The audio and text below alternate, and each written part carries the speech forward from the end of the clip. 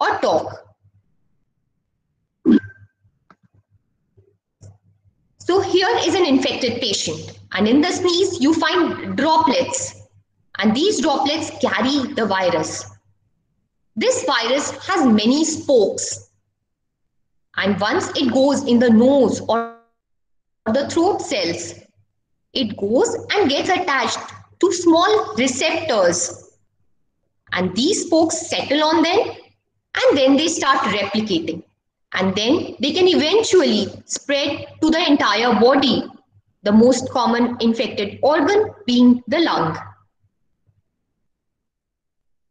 So when do you suspect? When you or your family member, please look out for symptoms such as fever, cough, cold, difficulty in breathing, change in the smell or the taste sensation, diarrhea. And what to do when you get these symptoms?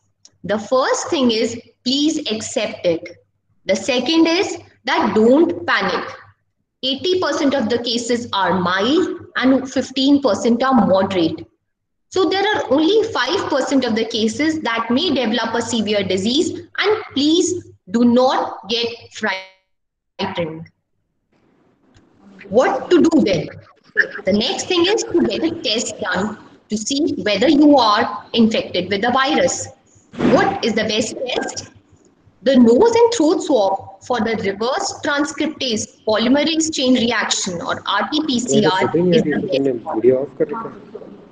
Nose swab has 70% sensitivity, oral swab 30%, and if both are taken, it has an 80% sensitivity of detecting the virus.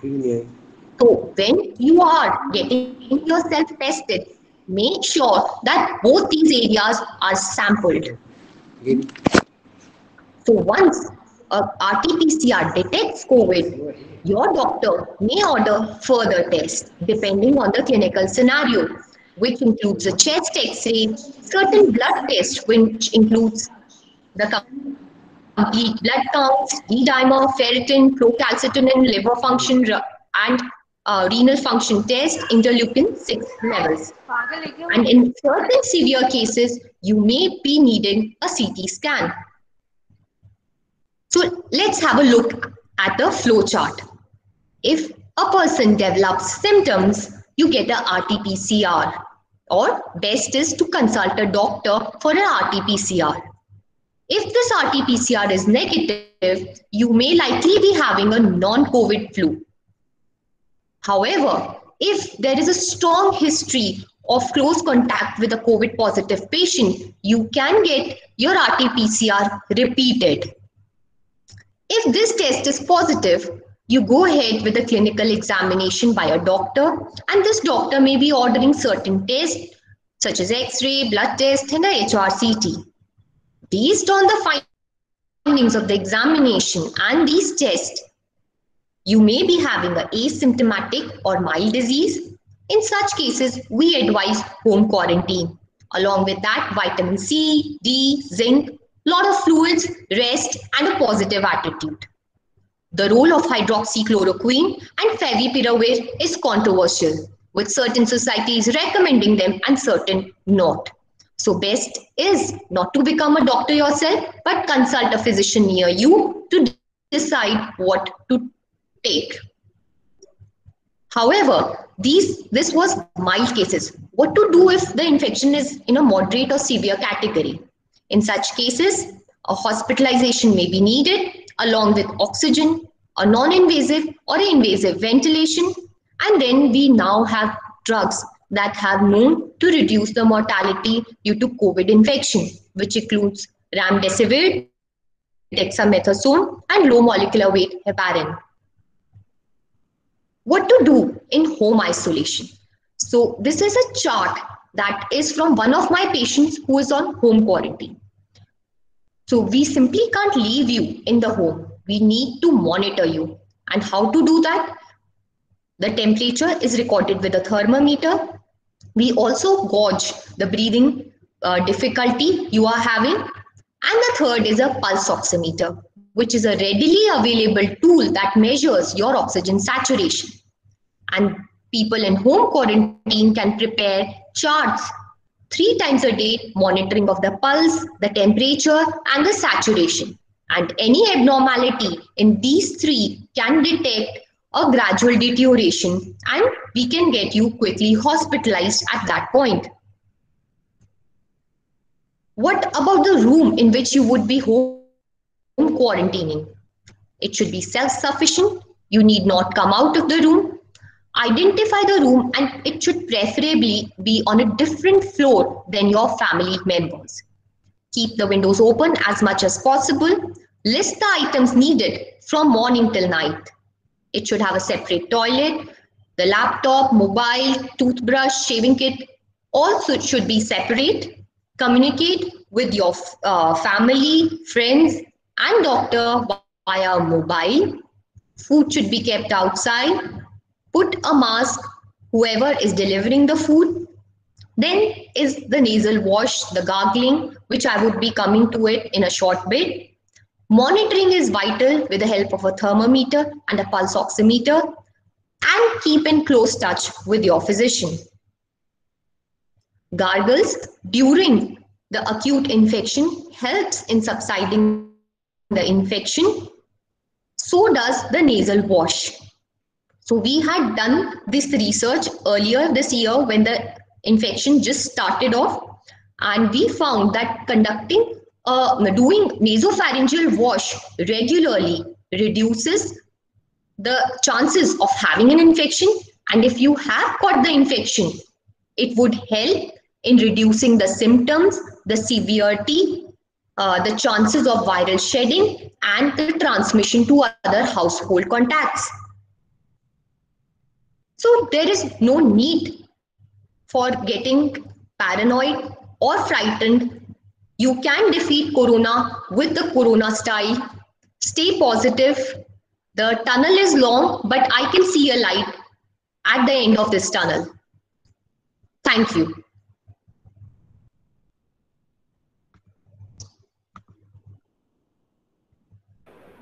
Thank you so much, ma'am.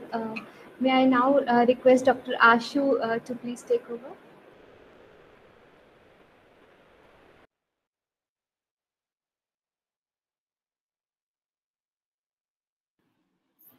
Thank you so much, Dr. Bula. First, I would like to congratulate you and Department of Economics for taking the initiative and organizing this very important seminar.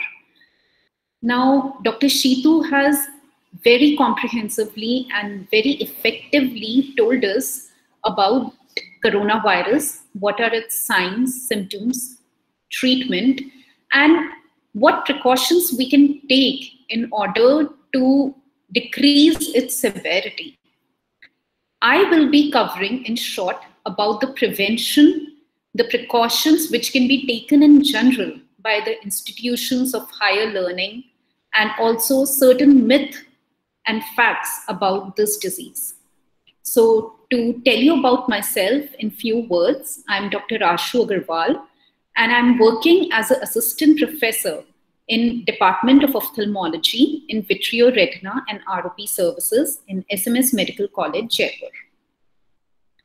So the first and foremost question that comes to our mind is, are we scared? And the obvious answer is, yes, we are. In the present pandemic and infodemic, it's quite natural.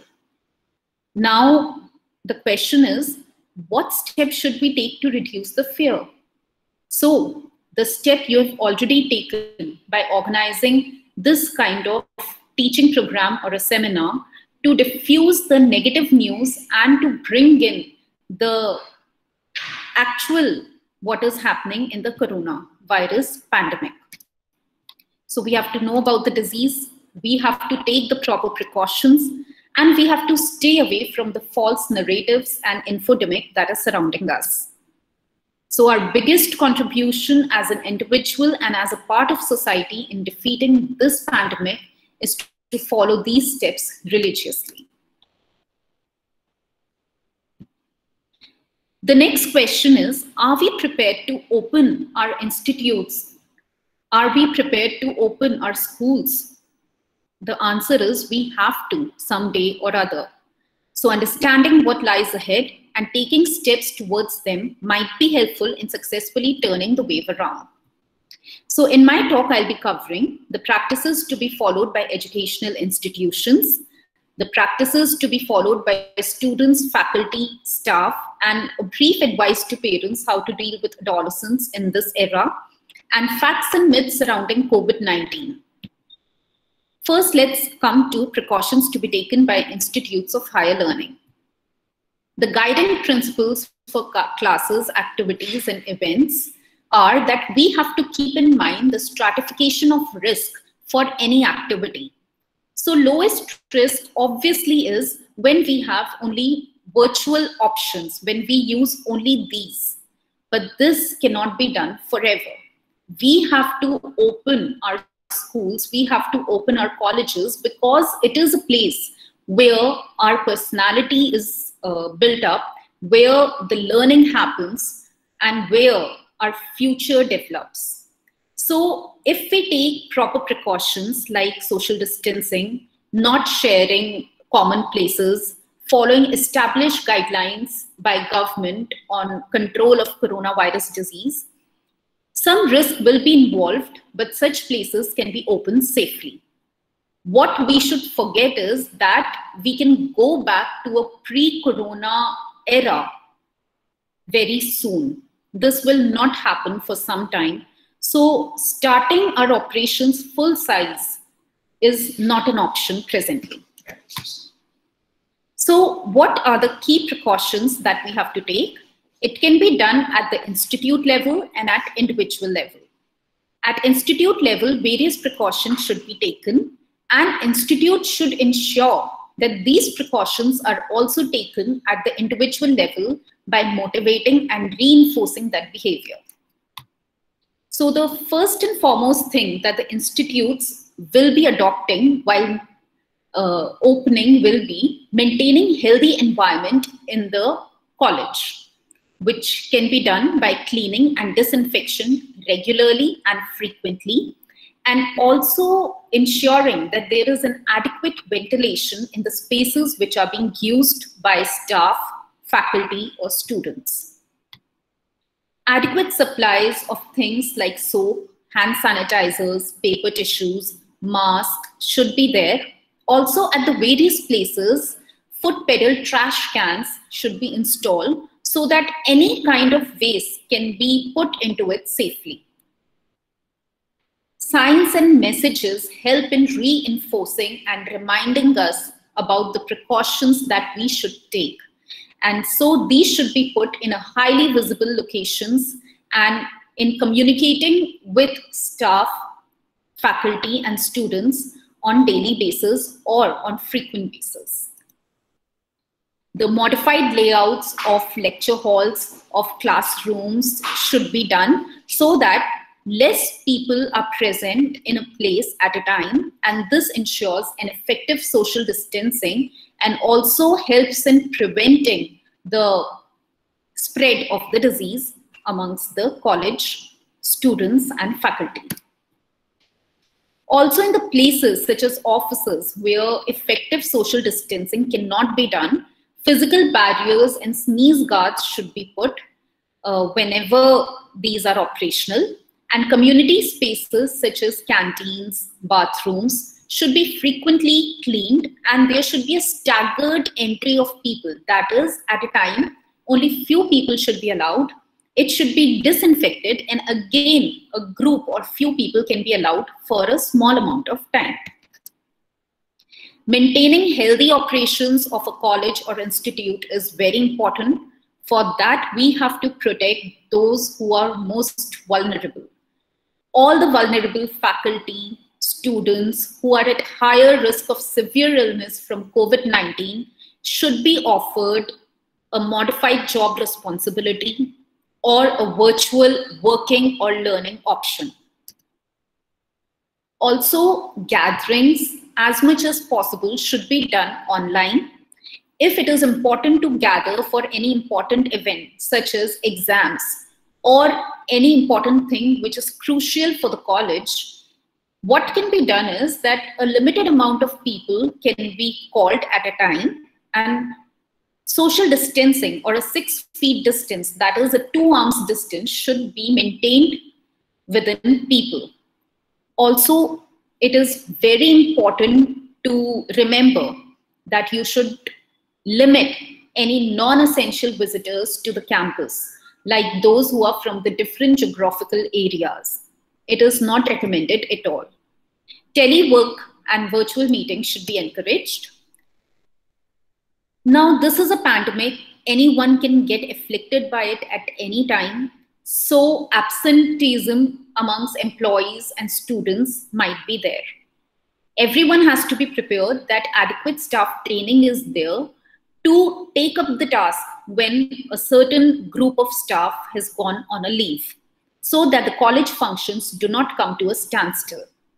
Also, whenever signs and symptoms of COVID are being recognized, then adequate support and coping mechanism is being provided by college to the employees and students. The behavior of minimizing close contact, even while transportation, should be encouraged between students, faculty, and staff. And college can designate a point of contact for COVID-19, where an administrator or an office is given the responsibility to respond to any concerns pertaining to COVID-19 by anyone in the campus. Shared objects should be avoided, ventilation should be good, and please carry your own water so that the public areas are not crowded with such things. Now, in the canteen, try for a staggered entry, have grab and go options so that the meals can be served individually, and use disposable food service items. So these were the precautions which could be taken by college administration to have a smooth functioning once we decide to open our institutes of higher learning. What are the precautions to be taken by students, faculty, and staff at the individual level? What is our responsibility in controlling this pandemic? So, a very important thing that we should always remember is SMS. Sanitize, use mask, and social distancing. Hand hygiene and respiratory etiquette are very important in these times. Reinforce hand washing with soap and water for at least 20 seconds. Encourage everyone to cover cough with their elbow. Used tissues should be thrown in the bins. And if the facility of washing hand is not available, then the sanitizers should be readily available at that area. Now, washing hands properly is also very important. What you have to keep in mind is that you have to take soap in the hands and water. They have to be rubbed hand to palm in between the fingers from the front as well as back of both the hands. Then you have to also focus on the thumbs. Also, the fingers should be cleaned, back of the hand should be rubbed, and then the wrist should be clean. This is how a sanitization should be done if you feel that you have touched any unknown surface or infected surface. The key times to wash your hands is before eating food or before touching your face, after using a restroom, a public space, or handling your mask, or coughing, sneezing. Now remember, masks are most important and is a must for everyone. And individuals should be frequently reminded not to touch their mask. Information should be provided to everyone on proper use, removal, and disinfection of cloth masks. So when to wear mask? You have to wear mask always, except when you are at home or you are traveling in a car with your family members who are not sick. So in short, the do's and don'ts of using a cloth mask are that before using a mask, wash your hands, take a clean mask, put it on, make sure that it fits you well. If the mask is dirty, take it off, put it for disinfection or put it for washing, and then again wash your hands. The don'ts are that you should not use masks which are dirty. You should not use loose masks because they serve no purpose. You should not be lowering down your mask under the nose because you're not only putting yourself at risk at that time, you're also putting others at risk. Do not remove the mask when there are people within 1 meter of you. Do not share your mask with others.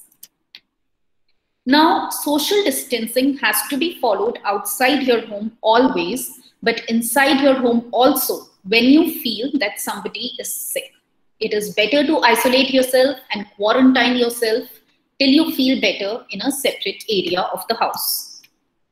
So, dear students and to all the respected faculty also, before you go out, you should be having following things: a mask, tissues, hand sanitizer, and disinfection wipes if it is possible to carry.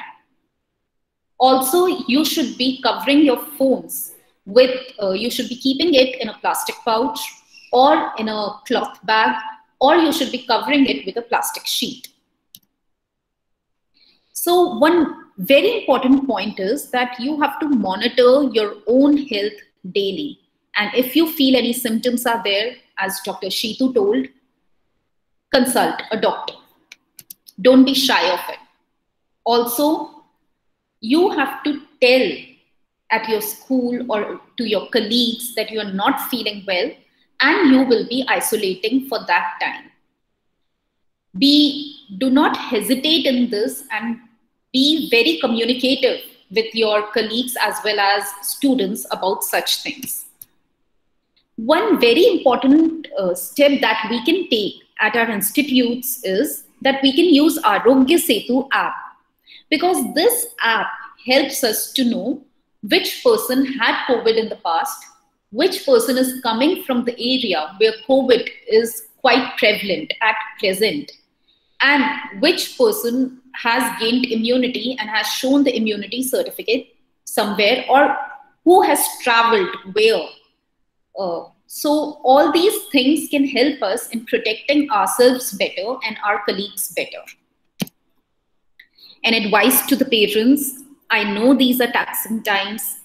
I know you have a lot of things on your mind, like health related to finances, but it is equally tough for children and adolescents also. So keep the environment positive, be patient, give them time, set aside some time for them, talk to them, and reinforce a positive behavior in them by complimenting them frequently, because they are missing their teachers, they are missing their school, they are missing their friends, they are missing an important part of their life.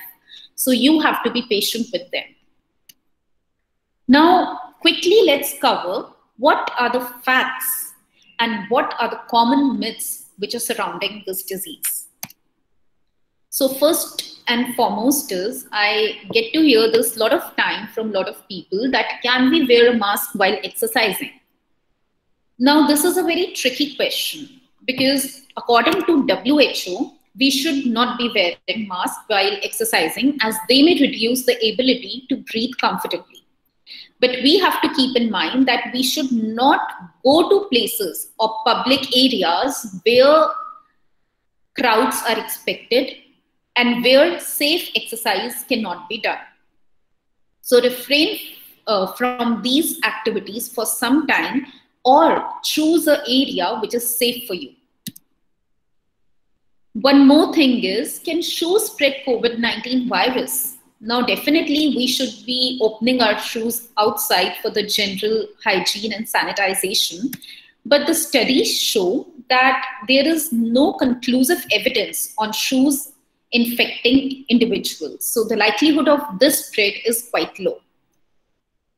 Other is, can antibiotics cure COVID-19? As Dr. Sheetu said, that this is a virus, it's not a bacteria. So taking or self-medication of antibiotics to cure this disease by yourself is not recommended. Always seek opinion from a healthcare worker or a doctor for this. Now, this also I get to hear very often is that if I use a medical mask, by medical mask I mean the triple layer mask that we use, that the doctors use, we use in our OTs or OPDs. If I wear it for a long time, can I get carbon dioxide intoxication or oxygen deficiency? So the answer is no. It might make you uncomfortable, but it does not cause any oxygen deficiency. The other thing is, what will happen if I get COVID-19? This is the question that often comes up in our mind. So most of us will have a mild illness, but nonetheless, you should not bring down your guard, because you can infect others who are vulnerable and they can get affected by it and can give it to their near and dear ones. So always keep a check on yourself. Now, this is the most absurd thing that I hear, that consuming alcohol can kill virus in our body because we are using alcohol to sanitize our hands. Dear all, please, this does not protect you against COVID-19, and it can be very dangerous and it is very harmful for your health. So abstain from it. Now, one more thing that we hear is that thermal scanners can detect COVID-19, which is not true. Thermal scanners will only tell us if a person is having fever or not, and there can be various causes for that. Consuming hot and spicy foods can protect me from COVID.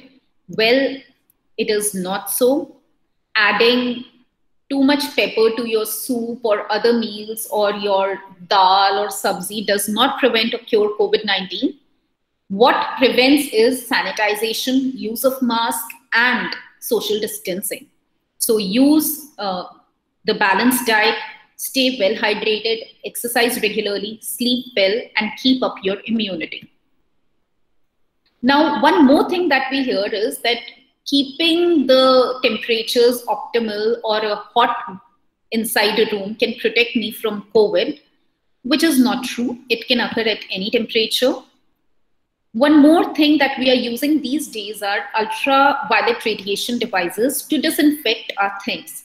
Some people ask whether we can disinfect our hands also with it, our gloves also with it. So my answer is no. It can damage your skin. It can damage your eyes. Stay away from them. They are not safe. You can use them when they're closed to disinfect your things like mobile and all, but their safety is not till now very well established. This is a rainy season. Do houseflies and mosquito bites spread COVID-19? The answer is no. There has been no evidence regarding this. Taking frequent hot baths can prevent coronavirus infection. Well, if you like it, you can take it. If you are taking for your hygiene, you can take it. But it cannot prevent coronavirus infection. And the best way to protect yourself again is SMS. Sanitize, use mask, and do social distancing. That is the only way. Eating garlic will make me immune to COVID-19. Well, it is not so. Any kind of immune booster or healthy food should be eaten as such also, but forcing yourself to eat foods to prevent COVID is not recommended. There was an instance where a person had so much kadha, what we call, that he had blisters all over the body. So don't overdo anything. Optimal amounts of healthy foods, a balanced diet is what is needed right now. COVID is dangerous for old people only. Well, the answer is it can affect anyone who is vulnerable, whether it is our old who have increased comorbidities, whether it is our children who have not a very good developed immune system as yet, or our young people who have certain medical conditions. So we all should be aware of this and take proper precautions. So in the end, I would say that we should follow Government of India guidelines, whatever is there. It is given on the site of Ministry of Health and Family Welfare. Beware of the situation, but don't be scared.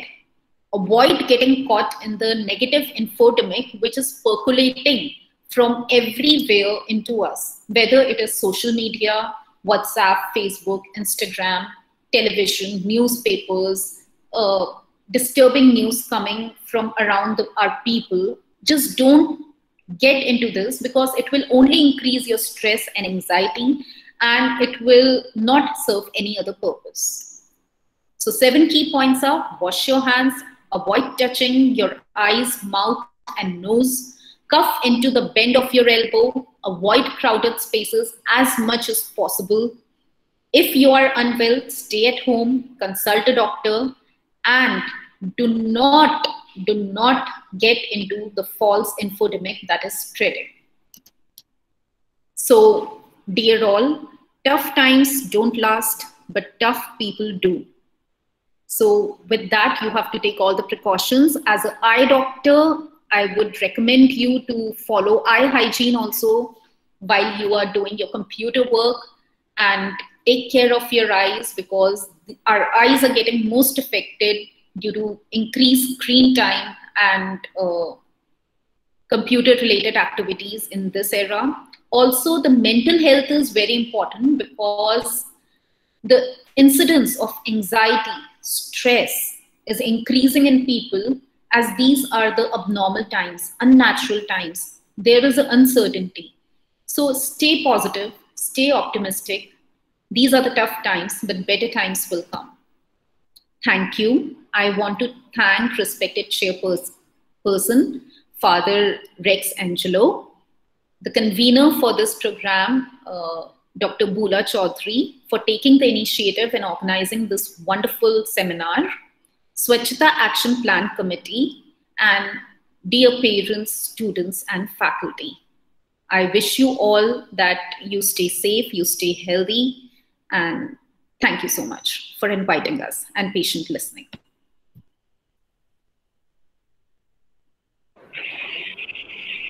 Thank you, ma'am. Thank you, Dr. Ashu and Dr. Shitu, for so efficiently and effectively explaining everything about the virus and about the myths. This clarification was needed big time. And now in the chat box, we have so many questions from the faculty as well as from the student. So I think both of you can take them together, whichever is suitable for you. And I will just, if you want, I will just read out some of the questions and you can answer them. Dr. Shitu, please unmute yourself. Thank you. One question is, does COVID-19 spread through only human-to-human interaction, or can it can also be transmitted through air? I think Dr. Shitu will like to answer it. Okay, so as I had explained, it has been shown that small cramped up spaces which are not ventilated properly, or those with air conditioners, it has been shown that the virus through the droplets may hang in the air for some time. So it is possible, but a well ventilated place would not be causing the infection.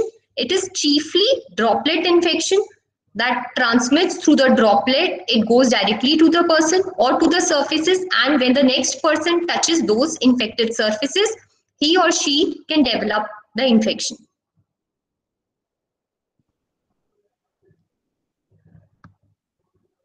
So the next question is N95 mask good to protect, and can we use it multiple times? Well, I would say that N95 mask is good to protect us.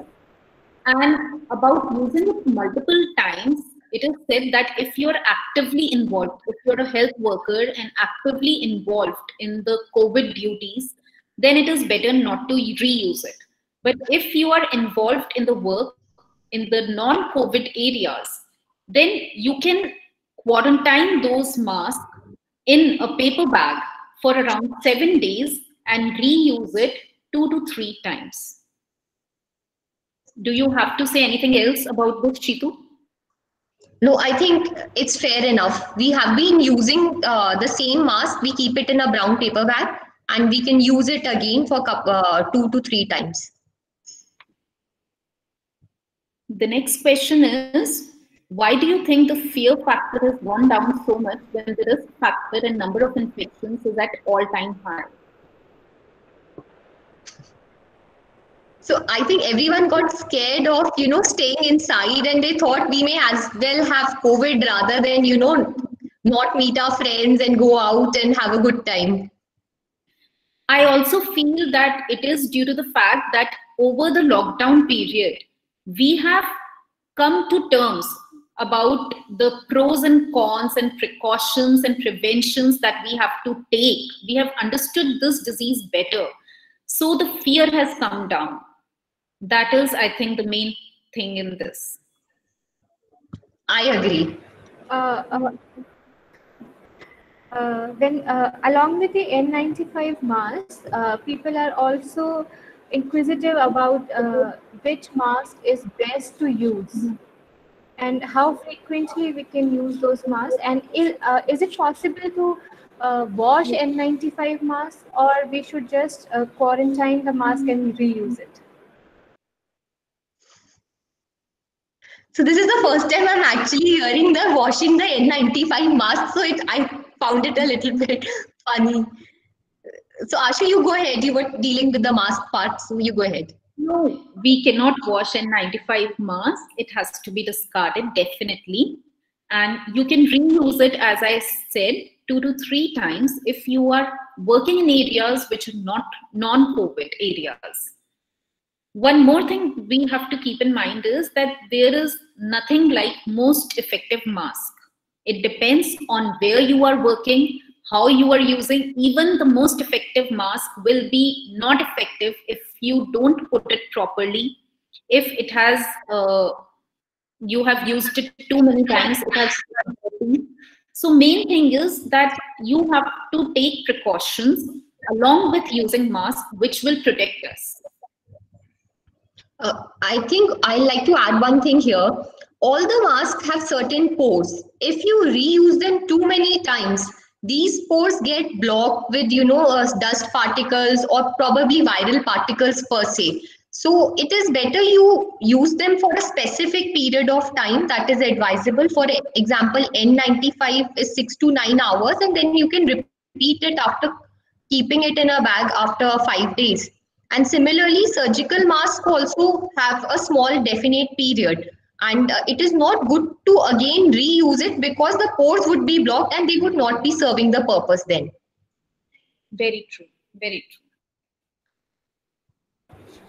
How much time does a positive patient take to recover? And is there again a risk to get infection again to that patient after the recovery?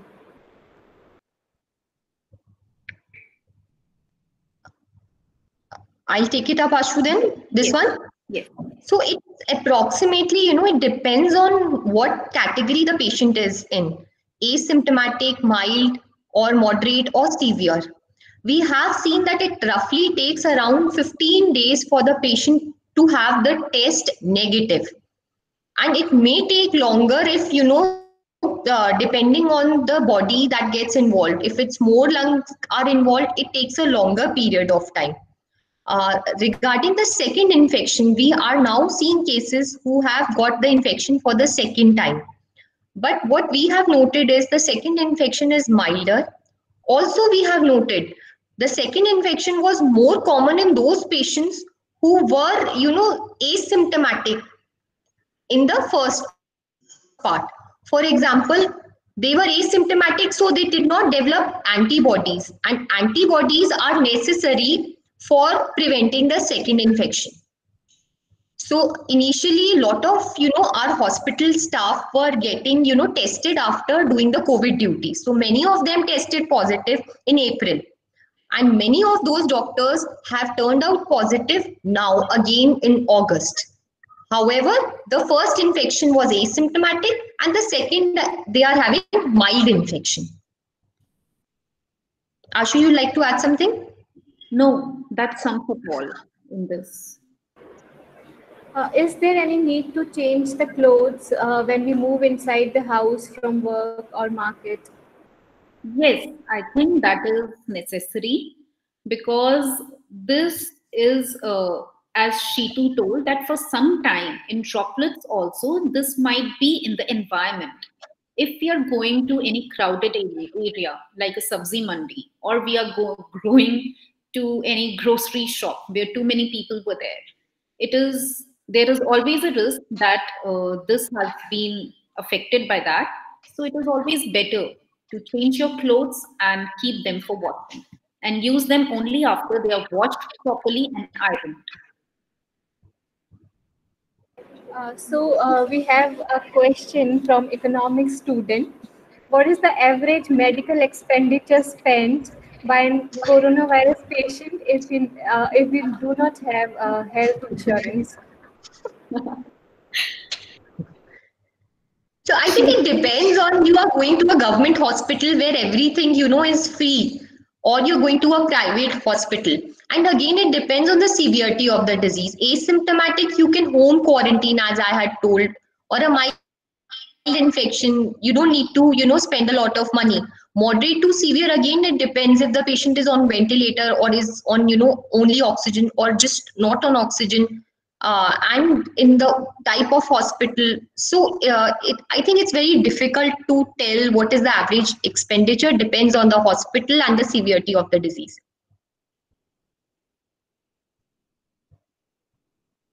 Ashu, you'd like to add something? No, that's it. Dr. Bula, any other questions?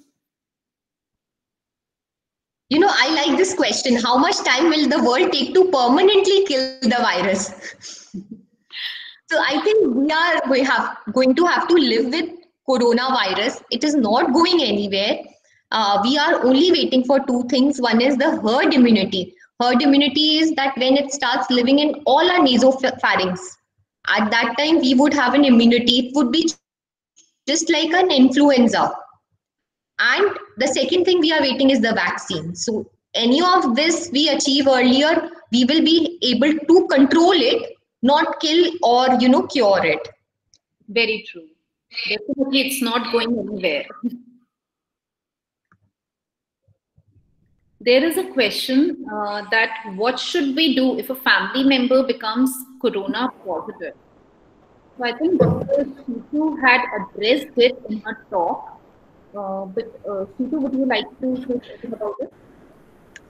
Okay, so if the patient is COVID positive, consult a physician. Physician would decide on the basis of the clinical symptoms and the preliminary investigations whether the patient is fit for home quarantine or hospitalization. Home quarantine, I've already told all the precautions that need to be taken, which includes monitoring, rest, vitamins, etc. And hospitalization, again, the severity would decide and the doctors would decide whether the patient needs oxygen or a ventilator or the medicines that the patient would be needing. There is a question why some people are asymptomatic and some show signs right at start of infection. Well, this depends on the viral load, and it also depends on the immunity of a person. That is post-kill agent. It depends on both of them.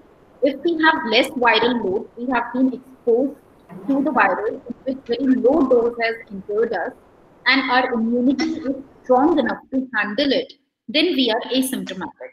But if the viral load has been more and our immunity also could not cope up with it, then we might show symptoms according, and that determines the severity of the disease. So it depends upon our immunity as well as the viral load that we have been exposed to. So one thing also I would like to add that these masks that we are using, how are they helpful for us? They act as vaccines. They cannot stop 100% viruses, but they allow only a small proportion of the virus that we are exposed to enter us. and our body is strong enough to fight this at this level in such a small number, and that's why it becomes very necessary in combating this disease. So another question is, can coronavirus spread through outside food intake? So I think it's not exactly the food, but any droplets on the outside food from an infected person, or it has passed through infected hands, could possibly spread the infection. That's so not exactly outside. So, Or people, sitting in food closed packaging. restaurants. Yes. Everyone takes off their mask sitting in a restaurant, and the tables are also very nearby. So transmission can be is very high, especially when multiple people are eating food together. And also when multiple people are handling the food. So it is safer with the pre-packaged things which have been there for a long time, like a biscuit packet if we are taking. Nobody has handled it for a long time, and it is packaged. So it is coming to us, it is getting sanitized, we are opening it and we are using it. But the perishable things, and if it has exchanged multiple hands, then they might be problematic.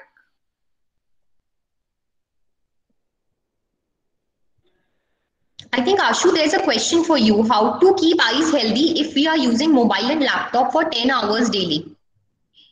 Oh, this is a topic which is very close to me, and that's what I was telling, that eye hygiene has to be taken care of.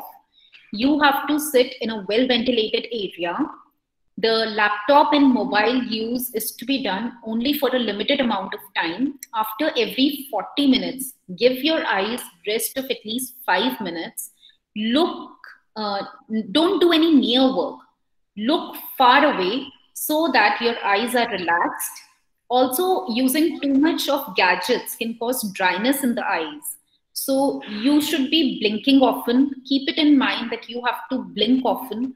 Also, few drops such as which lubricate the eye can be used by us in this time, and few exercises of the eyes should be done, because I have had patients who had accommodative spasm, that is a spasm in the eye muscles because of excessive amount of near work in online classes and doing the mobile. So it is very important for you to just look out of a window, look far, take a break, move your eyes around, and blink your eyes often. This is what we call the eye hygiene that should be maintained while using too much laptops or computers. Beautifully explained, Ashu. There's another question. I think, when do you think will India be at its peak for coronavirus? I think Shitu will be best to answer this. So I think India is a big country, and there are big cities, metropolitan cities, then there are smaller cities, then towns, villages. Every area would have its own peak depending on the migration. For example, bigger cities like Delhi, Mumbai, or Pune, they have already faced the peak because they had a lot of influx and outflux of people. Now is the time when smaller cities like Jaipur or Bhopal or probably Lucknow, we are facing it now, and the smaller towns would probably face it in couple of months later. So it totally depends, on the type of place, like city where you are living and how many people are coming in and going out. Yes, very true.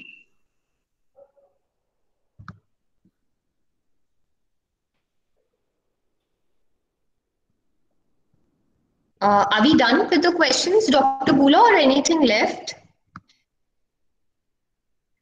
There is one question, I think, regarding the peak of coronavirus in India. What do you think? When will the peak be arrived here? Yeah, so just like we just discussed it, that the peak would depend on the city. The bigger the city has already faced the peak, and the smaller cities, they are facing it now, and the smaller towns probably down couple of months later. We should take this out of our mind that the India will peak at a time and the peak will come down at a time. At different places in India, it will peak at different times. The herd immunity, when is achieved, it will start slowing in that area. So like Mumbai and Delhi already have started slowing down, and in Jaipur, it is still at a plateau at present. So I think this is all. This indeed was a very informative and interactive session, and all of us are definitely benefited out of this. Before we conclude the webinar, I would like to express my heartfelt gratitude to our esteemed resource persons who accepted our request to share their valuable insights with us despite being extremely occupied in serving their patients. I cannot thank you enough for what you are doing for all of us. What I can say is please keep doing the great work for we all need you. Thank you very, very much for being with us today and always.